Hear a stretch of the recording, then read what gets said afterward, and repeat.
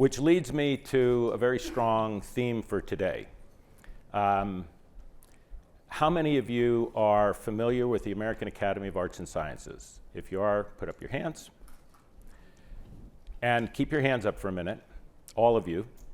And help me know how many of you believe the American Academy of Arts and Sciences was created in the last 50 years, the last 100 years, the last 150 years. It was created by John Adams in 1780. It was founded for the very recognition that our Constitution was an unbelievable compromise, and the people compromising really hate doing it. And so he knew that there would have to be an organization that would just be an independent group vetting all things constitutional and democracy building. We are here today to talk about sustainability in all of its forms. And while sustainability is certainly critical at the environmental level, at the planetary level, if you will, it's equally critical that we sustain the innovation that can not only keep it going, but our civil society as well. And that civil society is a function of our families and our community. So we're going to try and tie all of this together. My name is Bob Bernstein. I had the profound privilege to use the Stanford Disruptive Technology Center, which is a really interesting organization designed to bring corporate affiliates together who really want to disrupt themselves and know that most corporate managers don't want to do that. They're in fine shape the way they are. So this was an opportunity to really bring innovation to its greatest fold and to leverage the technology of Stanford University by a gentleman named Mike Steep. Mike, stand up. Where are you?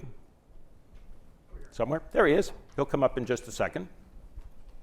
But just to finish this theme, my use of the organization was to vet an artificial intelligence-based ad tech startup. And through that process, got some profound input. It was glaringly clear to me that had I brought in a McKinsey, a BCG, sorry if any of you guys are in the room, my son works for McKinsey, but it would have been $1 million to $2 million for literally what a PhD, doing a research project at 1/10 of that would get. And that kind of recognition of the power of the technology and the ability to arbitrage it was very profound. So I became very inebriated by what Mike was doing. By the same token, I wound up making that investment and brought probably 15 to 20 families together with me, and we funded that in about 3 months. And that triggered Mike to recognize something he knew all along, which is that deep innovation doesn't necessarily fit the timelines of a private equity and a venture capital investment. So that 5 or 7 year, and now you got to cash out, especially institutionally, when it really takes 5 to 7 years just to incubate, especially if it's manufacturing, another 3 to 5 years to actualize the value, is a mismatch. Families with extraordinary wealth are in a position to allocate 2, 3, 4% into things that they're passionate about and care about without any of those time frame parameters, as long as they're constantly communicated with and are in a position to understand the evolution that's happening. So that's why we're here today. The recognition that technology, the innovation, driving towards sustainability and impact, ultimately is best funded and best appreciated by families who themselves are really driven by impact. So thank you all for coming. I'm gonna let Mike say a few words, and then we'll get into the program. So for the sake of sustainability, I'll ask you to hold on to your programs for Monday. Thanks, Bob. So we put together what we call our annual summit, which is sponsored by the program. And the program's goal is basically to help educate people to understand and become aware of things that are happening in a bigger sense worldwide, globally. And it ranges from technology, but also problems that we're trying to deal with, including climate change and other issues. But instead of taking what is typically a dystopian view that we see a lot in the media, this program is focused on opportunity and figuring out ways that we can make a positive impact across the board and solve some of these problems. So about a year ago, we realized that it was great having a corporate program where we're hooking up the R&D and the CTO and CEO of large companies to early stage technologies so they can understand what's coming. It was even more interesting to take the family office component of that and marry it into the program. So for the first time this year, we have this day dedicated for family office issues, including leadership. And then on Monday, we're doing a deep dive on disruptive technology, transformational technology that we believe is unique, different, and things you probably have never heard about, certainly in the press. And these are kinds of technologies that will change our world, will rock our world, to use an old phrase.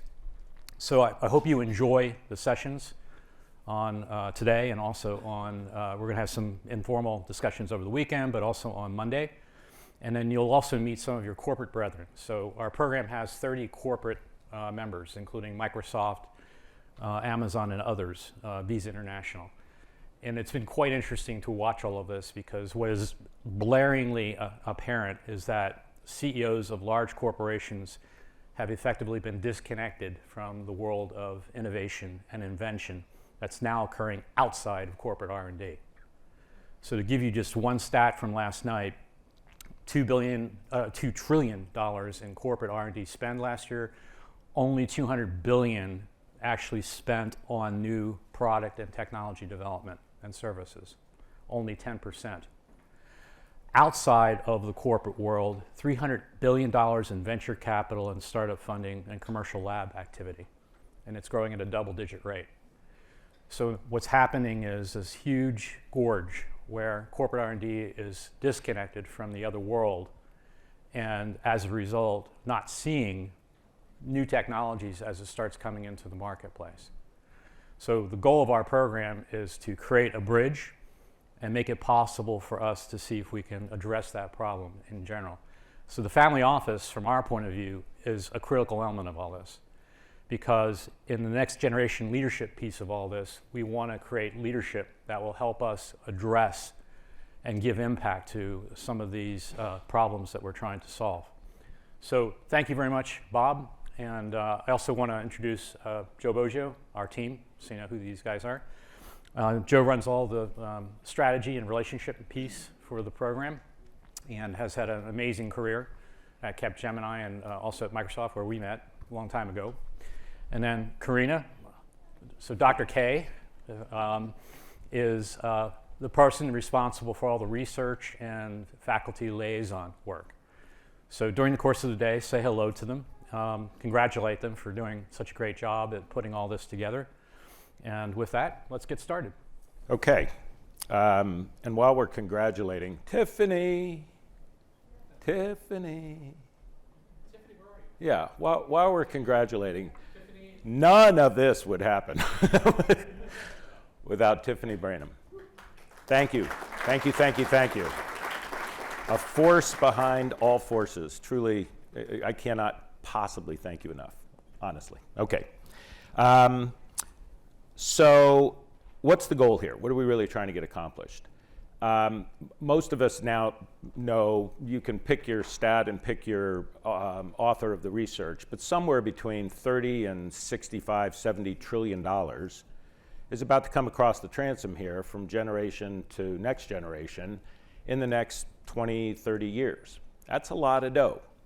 So it's really one of the recognitions for those of us that are families that have effectively turned ourselves into family offices in order to help deal with the many legal and accounting and investment and philanthropic and all the other things that we're blessed to have to manage.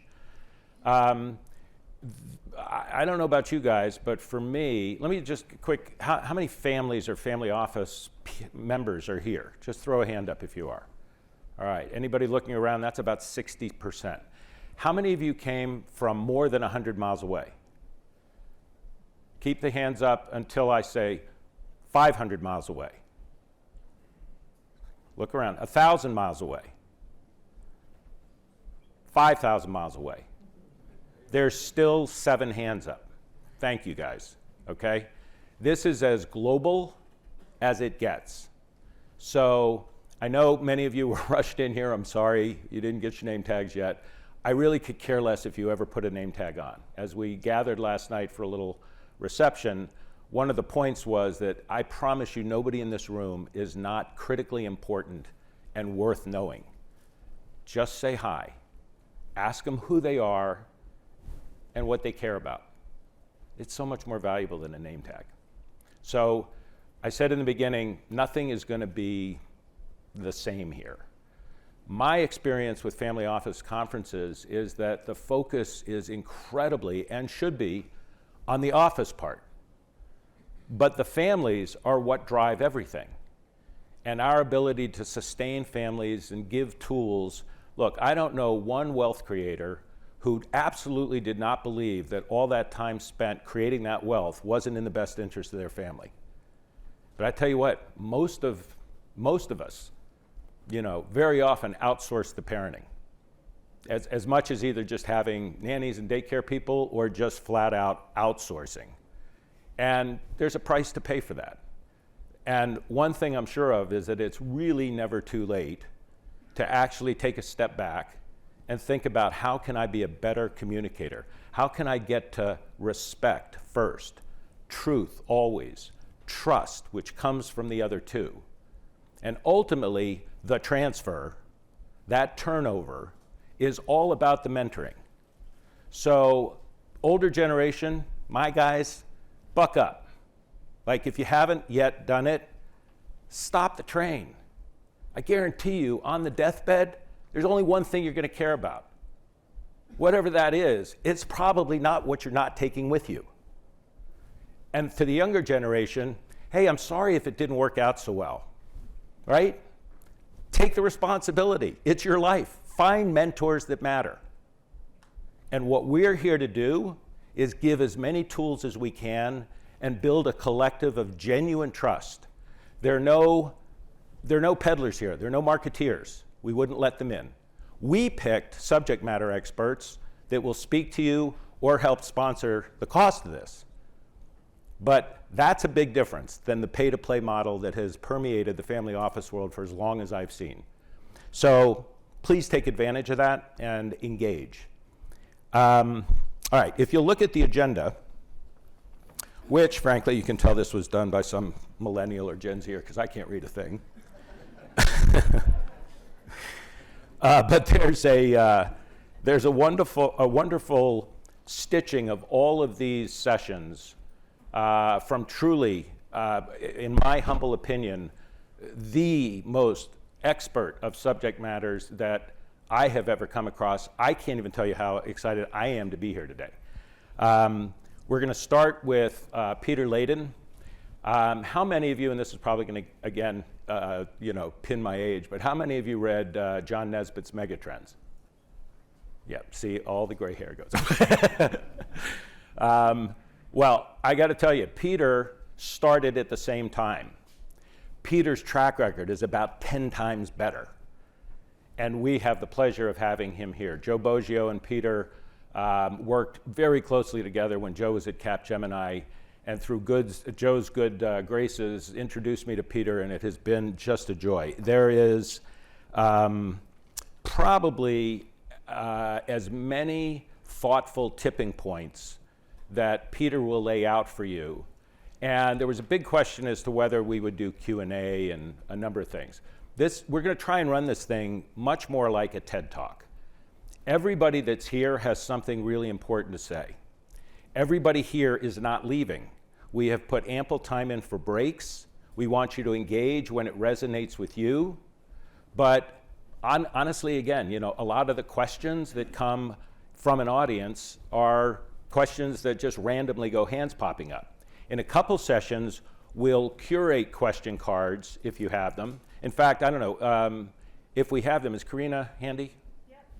Yep. If we can, if you and Tiffany can figure out how we just get cards on all the tables, because we don't want to lose your questions.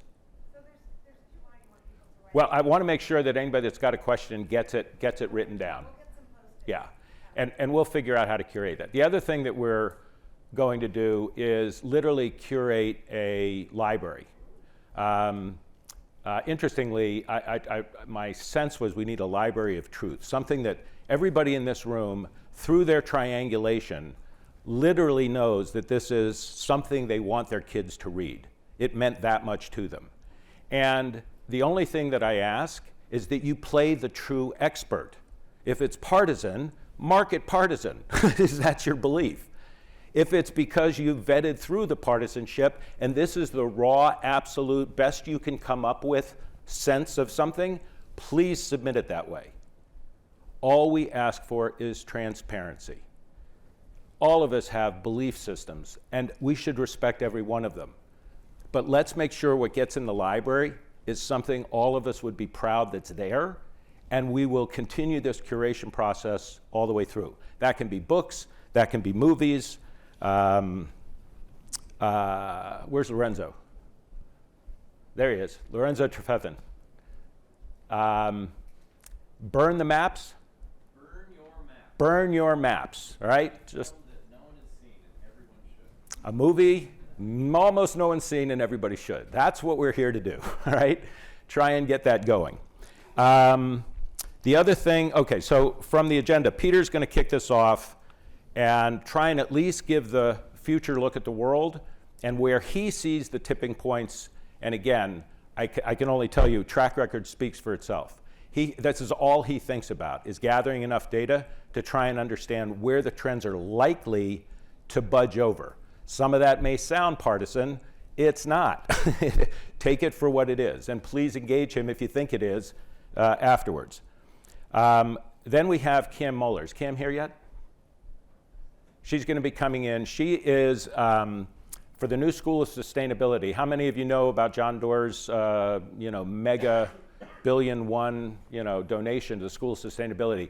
This entire day, for the most part, is going to be reflective of his Speed and Scale book. If you haven't read it, please do, okay? And I have to say, I mean, John's motivation for doing this is because COVID probably put all of us in the most unique position of our lives over the last 2 years, because you couldn't go to work and you couldn't go to school. Now, there's a few divorces came from that, but for the most part, a lot of families actually started to talk to each other. And we're trying to leverage this horrific thing, right? The other thing that's a reality to us is the Ukrainian situation. I'm Ukrainian on my mom's side. And nobody really cares a whole lot about the water you're drinking right now or the food that you're eating or what your charity is in the Ukraine. They're trying to survive. And that existential threat that exists from Russia right now is nothing you can sweep under the rug. And we're going to try and address that in areas of cybersecurity, the US-China relations as the day goes on. We're also going to look at the Family Foundation after Peter's and Cam's stage setting from a parent-child relationship perspective, where I have the real pleasure of speaking with Lonnie Ginger and Ginger. You do it, Ginger. Sorry, Shell. When you put G-I-E, it just throws me off. And then we're going to get into a next generation panel that Tyler Barth and Bridget Kilroy have put together, two really extraordinary people and great resources. Mika, are you here? Mika Bergfeld. And Lorenzo, who just sent up earlier, Lorenzo Trefethen, and Julia Jackson. Is she here now? Not here yet. Okay, so anyway, the five of them are gathering about 35 or 40 next generation family members, 70% of which are not from the US, to reflect on everything we've done today and deliver to Stanford kind of a manifesto, or at least if you're really thinking about a school sustainability and you realize that we're sort of the bucket that this money is coming toward, we'd like to tell you how passionate we are about a bunch of things that you might want to know about. And that's partnership, right? Which is the key to everything. So that'll be our orientation. Then we'll get into probably the most important panel related to John, which is the Climate and Sustainability panel. I see Fred just walked in. We're going to announce him a little bit later. But anyway, and then we end the day with community and entrepreneurship, providing the skills and the tools and doing it in plain English, and how if we do it in the inner cities and try and close the wealth gap with that notion, it's probably the same plain English tools we need for the next generation stewards of all this capital. Nobody doesn't respect Stanford, but most of us aren't getting into Stanford these days. And we need practical tools to do that. So, and then finally, because social impact and entrepreneurship are so important, there'll be a panel done by the Elevate group, and we'll announce Joe Deitch and Carolina Jayaram and their team at the end, and then break and have a whole hell of a lot of fun at the end of the day. So, if that sounds like a plan, off we go. Peter?